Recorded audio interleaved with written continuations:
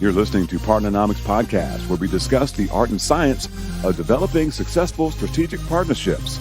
To learn more about the suite of Partnomics solutions, visit Partnomics.com.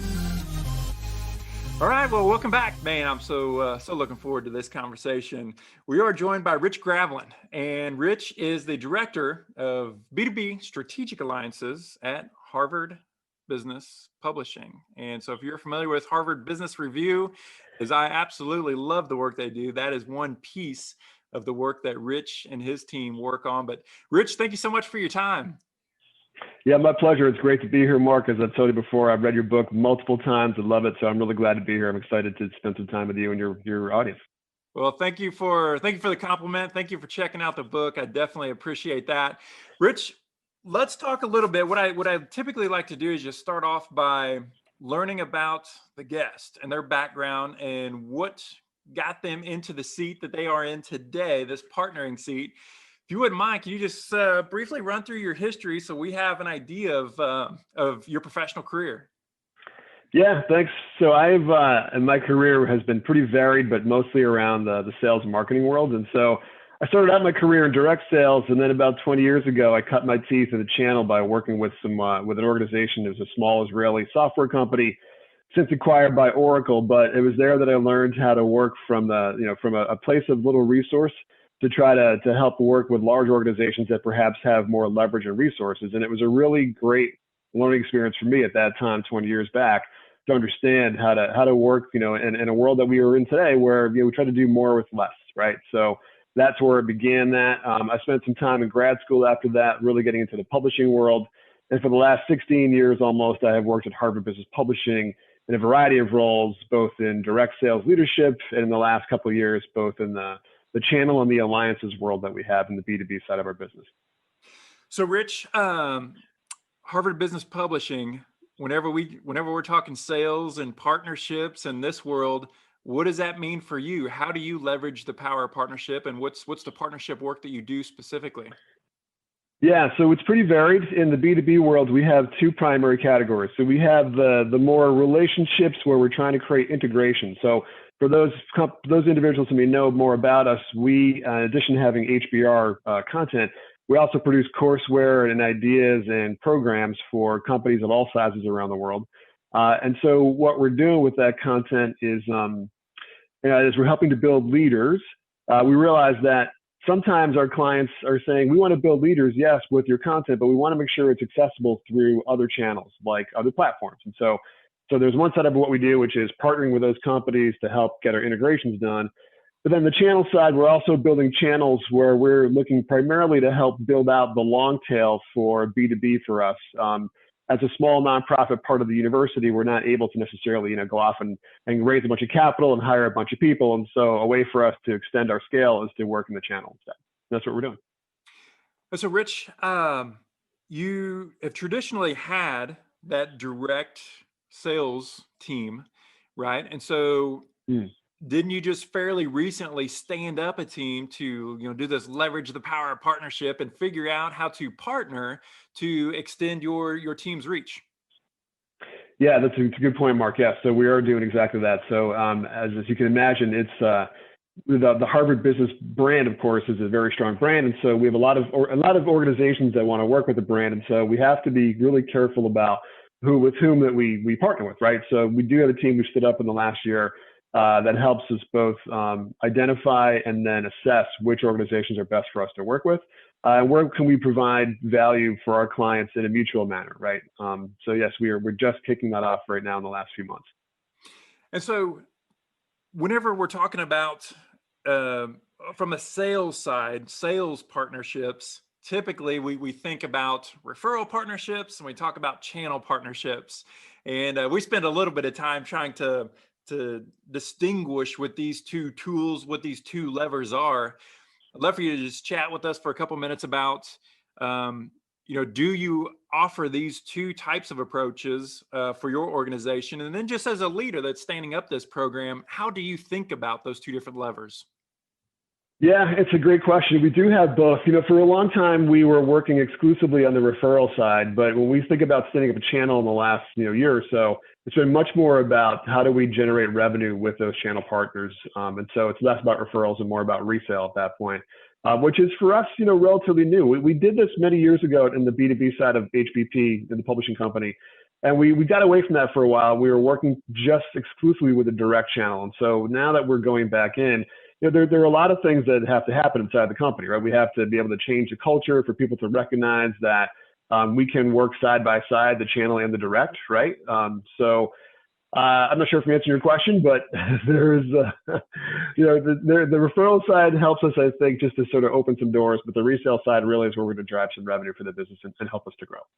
So Rich, from a contractual perspective or a program or a compensation perspective, what are the differences without getting into the specifics, but what are the differences or how do you structure programs? I'm assuming that you're like most other organizations where you have a particular referral partnering program and it has certain parameters.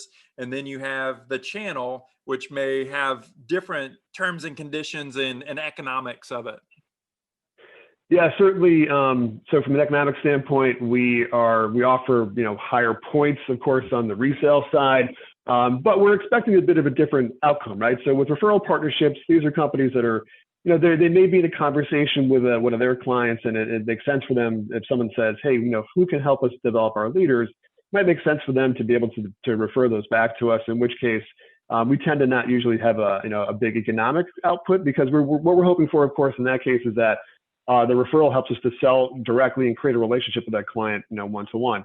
On the resale side, again, especially in the long tail, we obviously are offering more economic value for our partners, but there's an expectation, of course, that those partners are going to be spending more time developing opportunities themselves, so that they're going to go out there, create marketing programs, have salespeople who are making calls on behalf of what we do. So we give more and expect more at the same time. So Rich, you have a direct sales team, you have your channel team that's going out.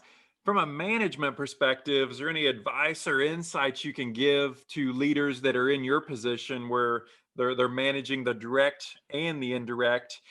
Any insights you can provide on ways or lessons learned that you've had, but just ways to best manage to manage those two buckets?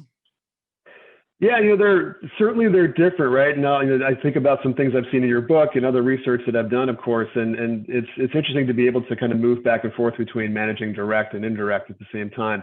But I would say lessons learned, help your people to understand the direct folks that I try to help them understand what role they play within the channel, because in my role, my team, that is the direct folks I have, are selling to the same size organizations, in this case, that our channel teams are. And so what we're trying to do is help our individuals understand where they fit in so that they can focus specifically on what's the best part of the market for them, while not running into so much channel interference that they end up getting frustrated by that. So I make sure that both sides of that coin understand what their roles are, and try to keep those as separate as I can, understanding that there's never a way to keep those 100% differentiated. Does that make sense? It makes absolute sense. And I would say only every client that I talk to that is managing both a direct and indirect have this channel interference or channel conflict, Right. that is a challenge for them from time to time. And it definitely is, it can be a problem, it can be a challenge, but that's also, it's a part of knowing that, I guess it's good in one respect, because it means that your people are getting out there. They're getting out there, they're getting seen, and they're hopefully getting that target. But are there any insights that you could provide, especially as you launched this program not too long ago? Any quick lessons learned on the channel conflict piece or that interference that you might share with some of your peers as to how they can address that?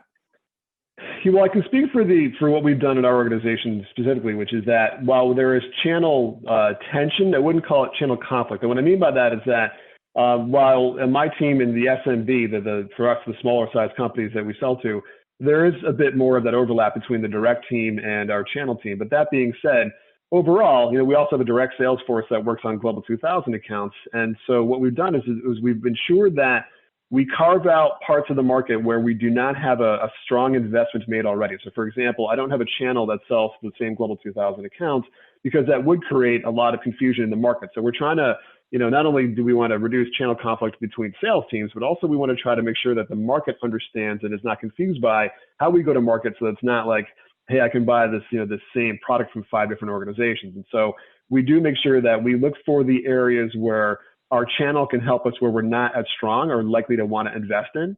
And so that's where most of the channel work happens, right? And that helps us to grow revenue without actually having much of that conflict. Again, impossible to minimize or to completely minimize or eliminate that, but at least you can manage it in a way that keeps both sides relatively happy.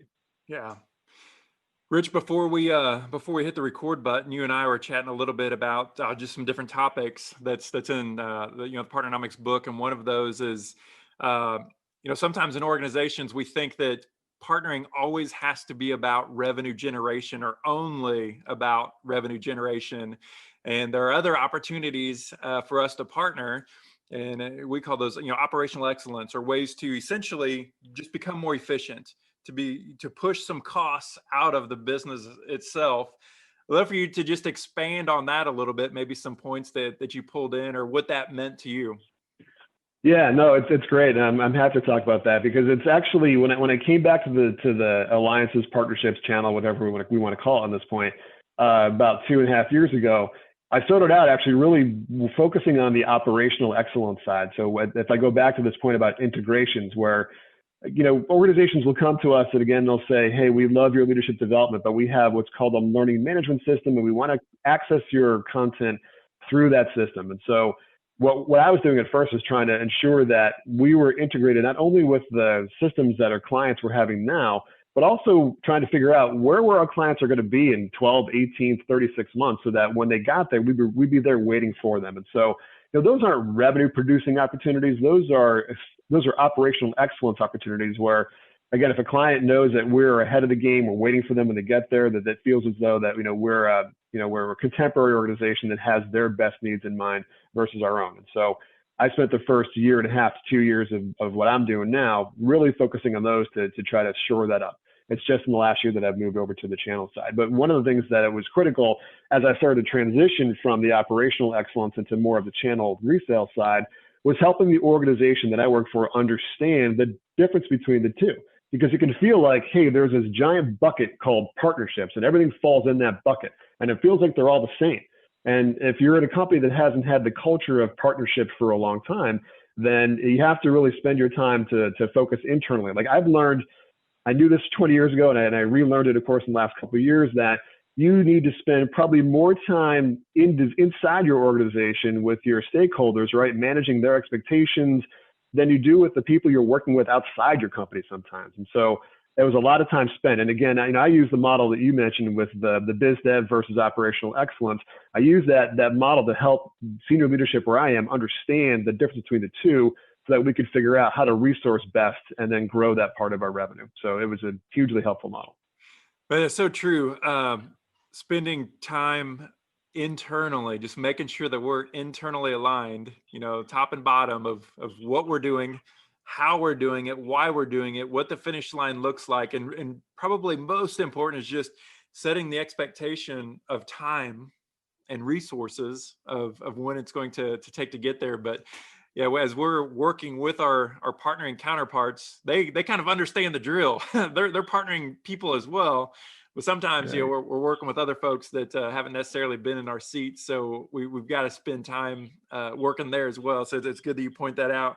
I would like to chat a little bit, Rich. I know you've, been a professional for a number of years in negotiating contracts. I want to hit negotiating contracts with you and just talk a little bit about some of those success practices. What's maybe some advice that you would give somebody when it comes, because a lot of times whenever we think about negotiating, we think about the dark room, and we think about the spotlights being on us, and it's about this kind of tit for tat thing. But just conceptually, how do you approach negotiating? And then would you also see that a part of negotiating is the written agreement itself and the importance of putting together strong contracts? Yeah, for sure. It's we published a book at Harvard Business Publishing a bunch of years ago by an author named Danny Ertel, and the headline of that book, not the title, but the headline was negotiating as if implementation mattered. And so for me, when I think about working with our partners, that's probably the most critical thing, is to understand that for all the work you do to get to what feels like the finish line, to get that partnership signed, and as a direct sales guy, trust me, there is a part of me that always says, I need to run as fast as I can to get that thing signed. And then suddenly let's raise the flag that we've won. Well, in this world, it's what happens after the signature. That's what really matters, right? And yes, you have to do the things ahead of time, but if you've done the right work, again, with your internal stakeholders to get them prepared for what's about to happen after, then you're in a much better position. So first off, I'll just say that for me, again, it's about what happens beyond the signature. But to your point about getting to that signature, yeah, it's critical to understand going in, what is it that you really need from that? And what is it that you can bring to value for your partners? And so if you've done your due diligence and you've had your conversations beyond the due diligence, then you should have a really good sense, I think, of how do you provide that mutual value? And then it's easier to get to those points of trust where you can work some of those details out. If you're hiding things from one another, you're trying to win and to beat someone down, you're never gonna, you may win, quote unquote, your negotiation on the paperwork side, but when it comes to implementation later on, you're gonna have stakeholders on the other side who are gonna probably revolt against the deal because ultimately you've not asked for their inputs and you've tried to beat them in a way that they can't actually produce in the deal. So look, for us, our ethos at Harvard is to treat our partners very well. And we expect the same in return, of course. And by doing that, it means we're transparent and trust building throughout the entire process. Yeah, if we treat our negotiations, our partner negotiations, like a hostage situation, we might win the battle, but we're going to lose the war, right? Because we're asking to go to war with whoever our partner is, and it's that long-term relationship is where both sides get the value out of it. But Rich, you bring up a great point, and that is the handoff that happens a lot of times. I mean, we definitely say the finish line is not the signed deal, but it's really extracting value from the deal, from that relationship. And depending on how companies are organized, a lot of times what they'll do is have a team or a person that will do the deal, quote unquote, right? They do the deal and they get it to the finish line, they get it signed, but then we hand the baton off to other folks that then go in and implement. You definitely alluded to this, but I'd like for you just to talk a little bit more about the importance of connecting and getting that implementation team or teams, those people, because it's all about relationships, the importance of having those people also have a seat at the table to get those relationships going, because they're the ones that have to raise the baby, so to speak. So true, and again, it sometimes goes against what I feel like are my direct sales sensibilities. Because again, you just want to get, you want to get to the point of signature, and you want to feel like I said, you can celebrate. But I've learned, of course, that you need to get those other individuals in early, and it's not just the people who are going to be the leaders of the different parts of the deal, but it's the individuals who are doing the work, right? And I learned this. I still make these mistakes. Trust me, every day I still learn where I should have done this better. But I think about trying to get individuals who have to be there on the ground doing the work. The more of their input that I can get early on, and I don't mean necessarily that I'm giving them the right to veto a deal so much as I'm trying to give them the visibility to say, here's how I think we can structure the deal, or here's how I can deliver on that deal for you, or here's how I cannot deliver on that deal for you. The more of that I know, the more it goes back to your last question about trying to structure some of those T's and C's, if you will, so that we can understand, again, what we can both deliver on to provide value. So I think it's really critical. The more people you can get involved as stakeholders, and again, letting them understand as well as you understand who has the right to veto versus who has the authority just to sort of weigh in. And I do that for what it's worth. I have a stakeholder wheel within my organization where I have kind of a red, yellow, green of basically saying, those who are red are the individuals who have veto power, and ensure that they are brought in at different stages of the process. Rich, during our conversation here, you've used the culture word a couple different times. So I'm going to ask you to unpack that a little bit. And truly, there's a lot of times I see where senior leaders maybe don't have full appreciation for the partnering culture and how it can truly, how it's different.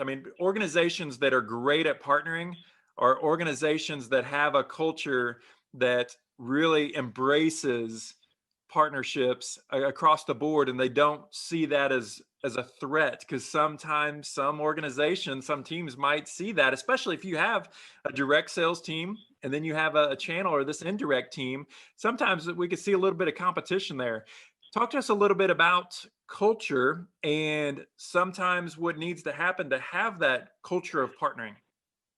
Yeah, that's a really good question, and it's sometimes not that easy to answer. For us, the culture it starts with the strategy somewhat. And then I know that, we published work from Drucker, who said once that strategy is what culture eats for breakfast, right? But that aside, we look at the strategy of our organization and we say, what is it we're trying to accomplish? What difference are we trying to make out in the market with our leadership development opportunities? And then we go back and say, how can we best fulfill on that? And so, what I love about our job in partnerships and alliances and channels is that we are strategy people as much as we are fulfilling that strategy as well. So the opportunity to go out there and create some of that thought leadership and strategy for the business helps you to get a seat at the table to be able to influence culture in a way that makes it easier to do our jobs.